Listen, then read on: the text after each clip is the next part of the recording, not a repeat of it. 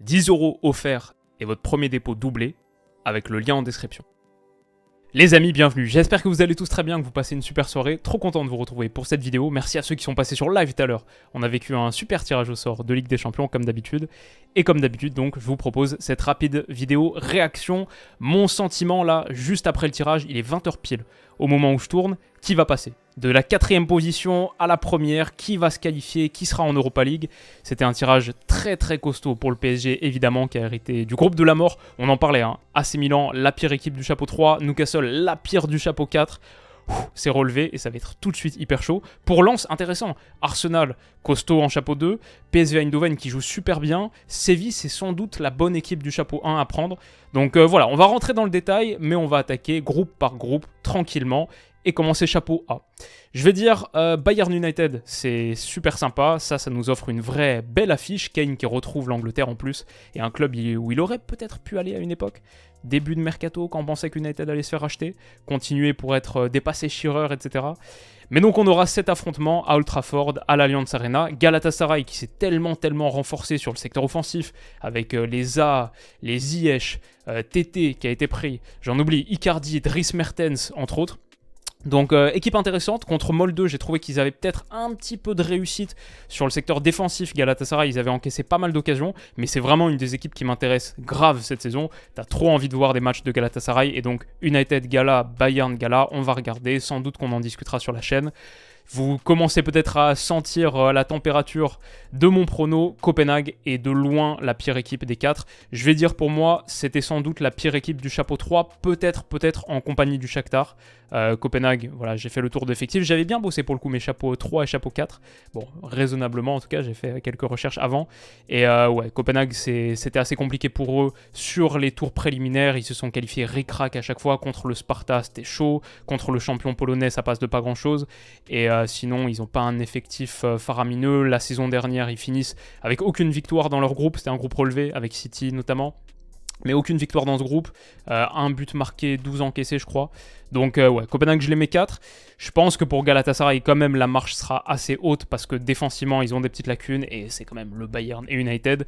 Je vais dire 3 et ensuite je vais dire dans l'ordre. Je pense que le Bayern a les ressources pour faire 1 et United qui est encore un petit peu hésitant, mais j'ai trop hâte de voir ce que ça va donner quand Højlund sera là. Je les mets 2 pour l'instant, mais ça peut changer grâce au buteur danois qu'on va découvrir dans quelques semaines du côté de la Première Ligue et pour United face au Bayern. Chapeau B, ok, groupe B, pardon. Entre Séville, Arsenal, le PSV Eindhoven et Lens. Et là, on est tout de suite dans la difficulté. Où finira Lens ?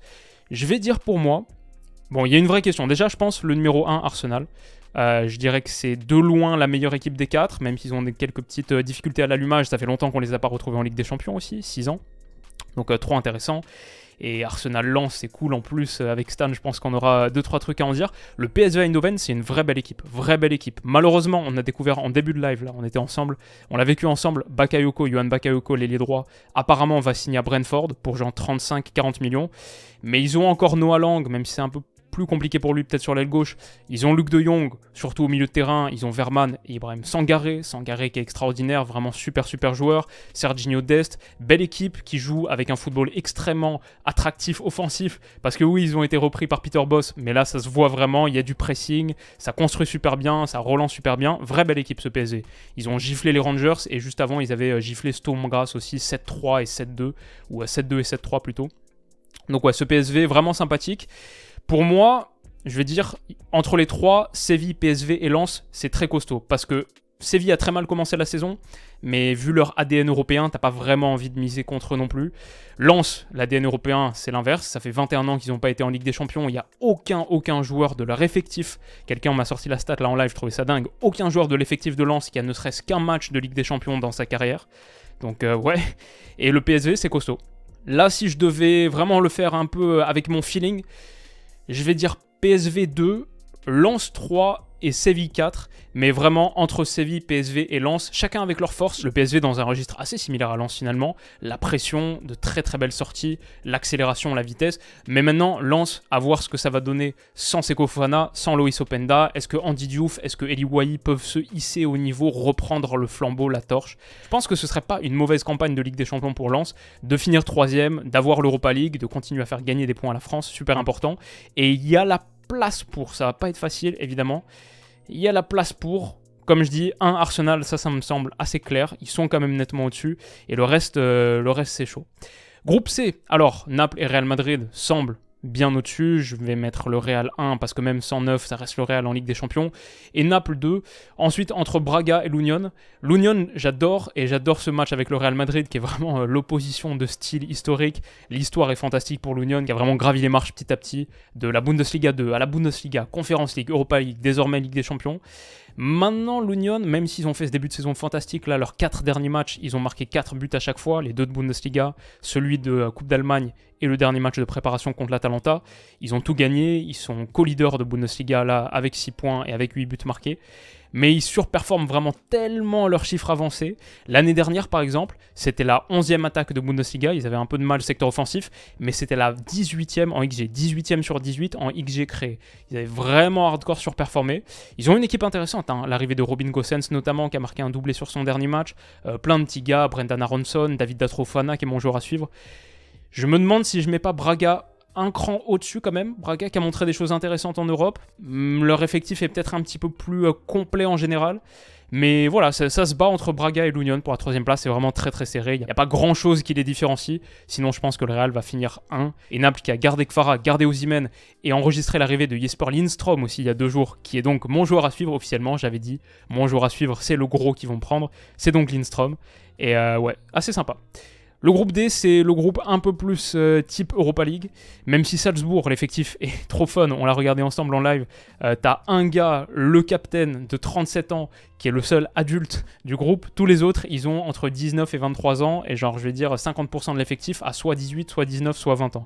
La stratégie, elle est assez claire du côté de Salzbourg. Et on découvre toujours des joueurs assez fascinants là-bas. Donc non, c'est une équipe hyper intéressante. Benfica, c'est très très bien. Et l'Inter, moi l'Inter, j'aime pas mal cette année. Mine de rien, peut-être dans l'ombre de l'AC Milan qui a fait ce très gros recrutement, qui est une équipe hyper intéressante. L'Inter qui a donc pris Alexis Sanchez, mon petit Arnautovic, là, même s'il va jouer 15-20 minutes par match, ça peut être marrant. Au milieu, ça n'a pas beaucoup bougé. En vrai, à part la perte d'Onana, ça n'a pas beaucoup bougé dans l'ensemble effectif. Et ouais, il y a toujours beaucoup de qualité. C'est le dernier finaliste de Ligue des Champions, donc forcément, je suis obligé de les mettre 1. Je pense Benfica 2. Je pense Salzbourg 3 et la Real Sociedad 4. La Real Sociedad qui m'a un peu déçu sur ce début de saison. 3 matchs nuls, même s'il y a plein de petits joueurs que je kiffe. Les Kubo, Sadik que j'ai envie de voir sur toute une saison. Mohamed Alicho, est-ce qu'il peut avoir plus de minutes? Et entre autres, il y en a plein d'autres. Arsène Zakarian aussi. Donc on va voir pour la Real Sociedad. Ils ont toujours leur pilier basque aussi. Les Zubimendi, Merino, Oyarzabal, Robin Lenormand, etc.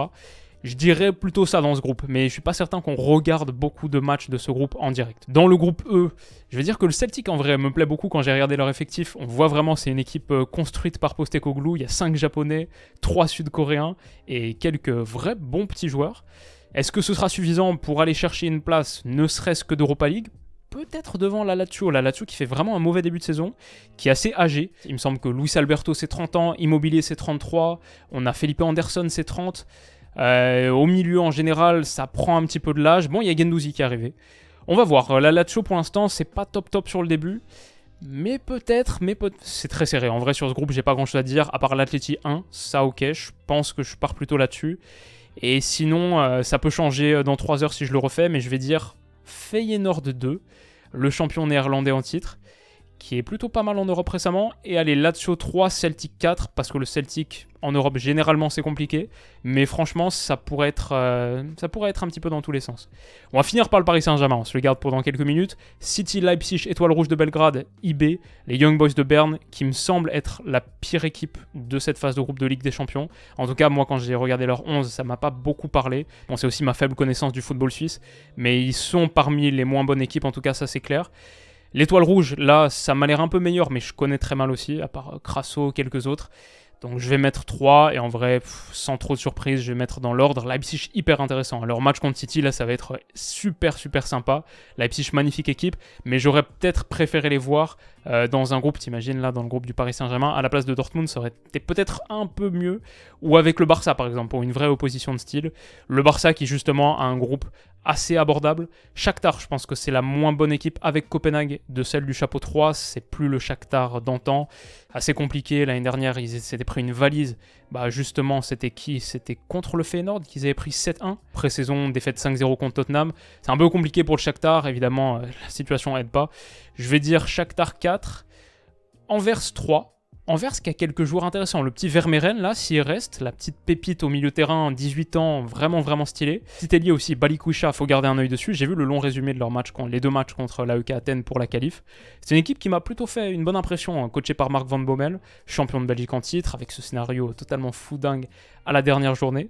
Donc Anvers peut avoir son mot à dire, ce sera le vrai défi contre Porto, parce que le Barça me semble être assez nettement, il doit finir premier, là, il n'y a pas d'excuse. Et Porto, bah, ils sont toujours là, c'est toujours une équipe solide en Coupe d'Europe. Apparemment, Mehdi Taremi devrait rester. Il était très proche de l'AC Milan, il devrait rester. Après, est-ce qu'il sera motivé pour poursuivre? On verra, mais je dirais ça pour l'instant.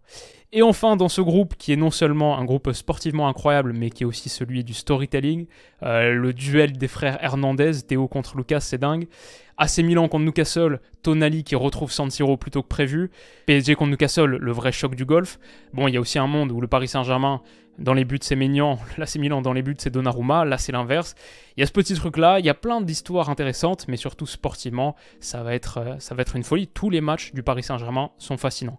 Dortmund, je dirais que c'est l'équipe qui ne tire pas son épingle du lot. Pour l'instant, sur le début de saison, ça a commencé un peu léger, et je mettrais Dortmund 4. Et après, c'est entre ces trois-là. Franchement, il y a un monde où le PSG sort. Il y a un monde où le PSG sort parce que c'est hyper costaud en face. Mais je pense qu'ils vont avoir suffisamment de qualité et surtout ils ont suffisamment bien démarré la saison, ce qui est important, il faut être chaud là tout de suite, il n'y a pas de temps de préparation. Ils ont suffisamment bien démarré la saison pour tenir tête peut-être à Newcastle. Newcastle qui a plus de difficultés. Déjà il y a des petits soucis, il y a la blessure de Botman là pour quelques semaines. Tu vois qu'il manque un petit peu de profondeur sur la défense centrale. Ils vont faire repasser Dan Burn, je pense, défenseur central gauche. Et à gauche, quoi, c'est Lewis Hall ou Matt Target qui n'a pas beaucoup joué. C'est quand même une équipe hyper sympathique, ça joue bien, mais le crève-cœur contre Liverpool, est-ce qu'il pourrait avoir des séquelles? Il y a eu quelques embrouilles ici et là, Bruno Guimaraes avec les supporters, Lascelles dans les rues de Newcastle, etc. Je sais pas, je pense que Newcastle c'est très gros projet, ça va faire très mal sur les années qui viennent. Honnêtement, ça se joue dans un mouchoir de poche, mais si je dois choisir un 3, peut-être Newcastle, que pourtant j'aime beaucoup. Et ça, je veux dire, c'est un gros compliment pour l'AC Milan, mais qui m'a vraiment bluffé contre le Torino d'Ivan Juric la semaine dernière. J'ai analysé le match sur ma vidéo récap du week-end, celle avec la petite tête de Pulisic là sur la miniature. Et j'ai vu une équipe athlétiquement tellement supérieure. Il y avait toujours Rafael Leao, Théo Hernandez sur le côté gauche pour apporter de la vitesse et de la force athlétique, puissance physique. Mais désormais, ils ont Pulisic pour la vitesse à droite. Ils ont Ruben Loftus-Cheek pour les projections et pour un gabarit qui est tellement au-dessus de ce que la plupart des équipes en Italie peuvent aligner. Ils ont Younous Moussa qui a fait une entrée en jeu fantastique si on parle de projection. Ils ont Chukwueze. Ils ont vraiment beaucoup de gars. Ils ont Reinders aussi qui se projetait bien. Donc c'est costaud. Apparemment, il n'y aura pas Mehdi Taremi, mais les postes offensifs, ils sont doublés, voire triplés pour certains. L'aile droite, quand on pense à Luca Romero. Il y a du monde au milieu de terrain. Ils n'ont pas perdu grand monde défensivement. Malik Thiaw qui poursuit sa montée en puissance. Il y a un monde où je mets l'AC Milan 1. Je vais dire simplement, le PSG a très bien démarré sa saison aussi. Et je les vois performants rapidement. Donc je vais dire Milan 2, PSG 1, mais ça pourrait être l'inverse. Et le PSG n'est pas du tout garanti de se qualifier. C'est très costaud avec Newcastle. Superbe bataille, même Dortmund en vrai. C'est un sacré groupe, hein. Franchement, c'est très sympa. Et du coup, du côté de mes amis de chez Winamax, pour la séquence sponsorisée, on n'a pas encore les phases de groupe, on n'a pas encore les groupes qui sont sortis, ça devrait être bientôt le cas. Mais on a les vainqueurs, ce qui permet de dresser une petite tendance. On voit que le PSG à 15, bon, beaucoup de gens partent là-dessus, beaucoup de Parisiens. Moi, ce qui m'intéresse, c'est Newcastle, qui est un petit peu plus bas là, à 25, alors que Milan à 40. Pourtant, moi, je vois plus Milan passer, comme je l'ai dit, que Newcastle. Du coup, si ça indique un peu la tendance des qualifs en phase de groupe, le petit prono que je ferai une fois que les trucs sont sortis, c'est Milan se qualifie dans ce groupe. Je pense qu'ils peuvent même finir 1. Alors que j'ai plus de mal à voir Newcastle finir 1 pour un retour en Europe après 20 ans, etc. Alors que Milan, franchement, ils peuvent finir devant le PSG. Pour moi, il n'y a pas de raison qu'ils soient aussi bas. C'est un club qui fait demi-finale de Ligue des Champions l'année dernière. Il n'y a pas de raison qu'ils soient aussi bas. Donc, je mettrai un petit truc sur l'AC Milan, pas vainqueur, mais juste se qualifier dans ce groupe-là. Et sinon, le favori, c'est évidemment Manchester City. Le Bayern en 2, le Real en 3, même sans 9. Qui est coté à 9 justement, et Arsenal à 4ème, qui a jamais remporté la Ligue des Champions, qui n'a pas le groupe le plus évident non plus. Arsenal 4ème à 12, ok, intéressant. Voilà, si ça vous intéresse, si vous souhaitez vous inscrire sur Winamax, parier, vous pouvez le faire avec le lien qui est en description. Vous cliquez sur le lien, vous faites un premier dépôt, il est instantanément doublé. C'est l'offre spéciale Winamax Willow qu'on a mis en place. Premier dépôt instantanément doublé avec le lien en description, en pari gratuit. Le dépôt minimum c'est 15. Si vous mettez 15, donc ça devient 30. Et vous recevez aussi à ce moment-là 10 € en cash. Donc votre premier dépôt de 15 €, en fait ça fait 40 € avec lesquels vous pouvez parier. Ça c'est accessible avec le lien en description qui débloque cette offre de bienvenue et qui me rémunère aussi à chaque utilisation. Si vous avez prévu de vous inscrire sur Winamax, n'hésitez pas, ça soutient la chaîne. Mais si c'est le cas, coucou, on a un petit visiteur. Ouais, j'ai ma co-star qui est là, qui vient de dire un petit coucou. Mais voilà, vous avez les infos, sachez que c'est réservé aux majeurs, strictement interdit aux mineurs. Ne le faites pas si vous êtes mineur, de toute manière vous ne pourrez pas vous inscrire. Mais ne tentez même pas, et bien sûr les paris sportifs, la plupart du temps on perd, donc plutôt des petites sommes, soyez raisonnable dans votre pratique. En tout cas voilà, pour ces groupes, normalement les dates des matchs on les aura samedi, parce que le temps je pense de faire le tirage demain d'Europa League et Conference League, etc. Notamment de l'Olympique de Marseille, de Rennes sera intéressant à découvrir, de Lille, qui se qualifie ce soir, mais oui ils vont le faire, allez de LOSC, et de Toulouse évidemment, on verra tout ça demain.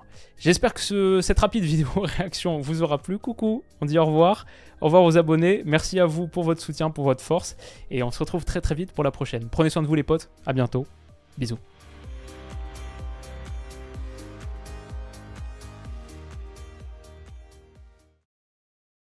Mais oui. Et c'est quoi ton prono ?